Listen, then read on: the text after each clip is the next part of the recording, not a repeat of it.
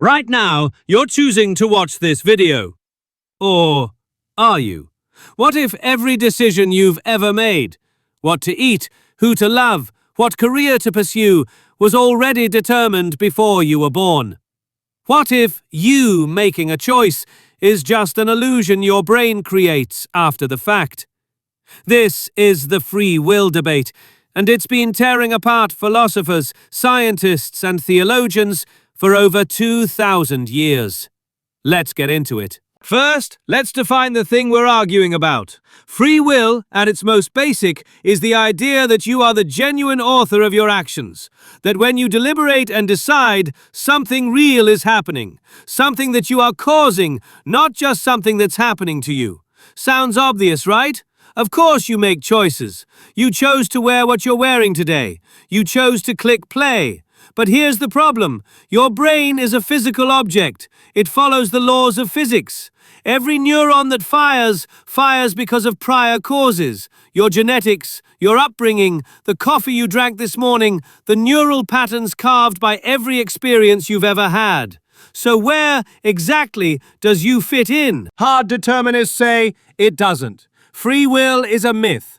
The universe, as far as we can tell, operates on cause and effect.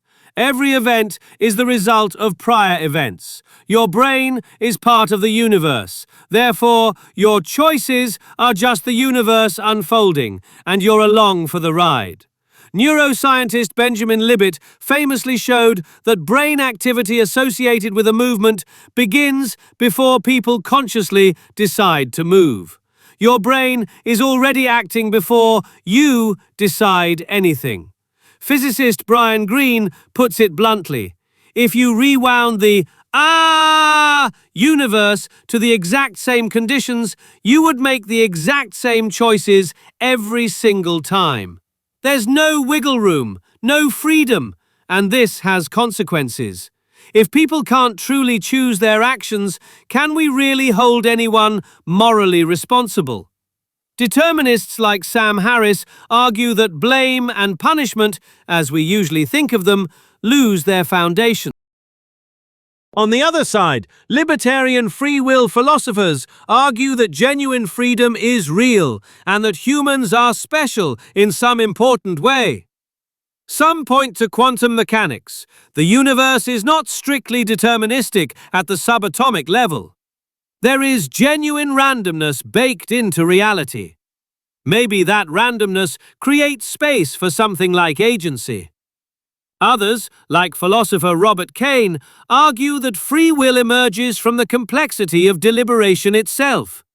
When you genuinely wrestle with a hard choice, that wrestling is the freedom. You're not just reading out a preset answer, you're actively constructing one.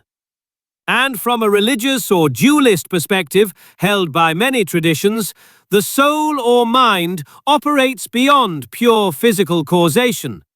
You are not just your neurons. Most philosophers today, though, land somewhere in the middle. Compatibilism. Compatibilists say, yes, determinism might be true, but that doesn't mean free will is meaningless. The kind of freedom that matters, acting according to your own desires, values, and reasoning, free from coercion, is perfectly compatible with a deterministic universe. Daniel Dennett, one of compatibilism's biggest champions, argues that asking for freedom from causation is asking for randomness, not freedom. A will that's free from your own character and values isn't your will at all. Yell this as loud as possible. When you deliberate, when you reason, when you resist temptation, that's as real as it gets.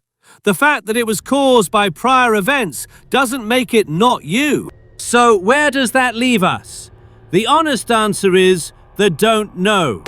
The free will debate touches the deepest questions we can ask about consciousness, physics, morality, and what it even means to be a person. But here's what I'd leave you with. Even if your choices are shaped by everything that came before you, your history, your brain, your world, you are still the place where all of that meets and decides. Maybe that's enough.